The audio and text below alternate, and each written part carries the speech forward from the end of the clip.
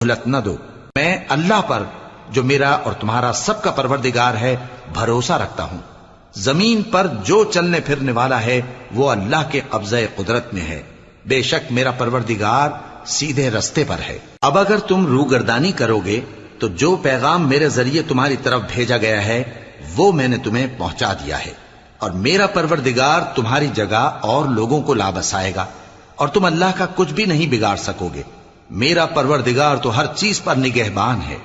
اور جب ہمارا حکم عذاب آ پہنچا تو ہم نے ہود کو اور جو لوگ ان کے ساتھ ایمان لائے تھے ان کو اپنی مہربانی سے بچا لیا اور انہیں عذاب شدید سے نجات دی۔ یہ وہی قوم عاد ہے جس نے اللہ کی نشانیوں سے انکار کیا اور اس کے پیغمبروں کی نافرمانی کی اور ہر سرکش و متکبر کا کہا مانا، اور اس دنیا میں بھی لعنت ان کے پیچھے لگی رہی اور قیامت کے دن بھی لگی رہے گی۔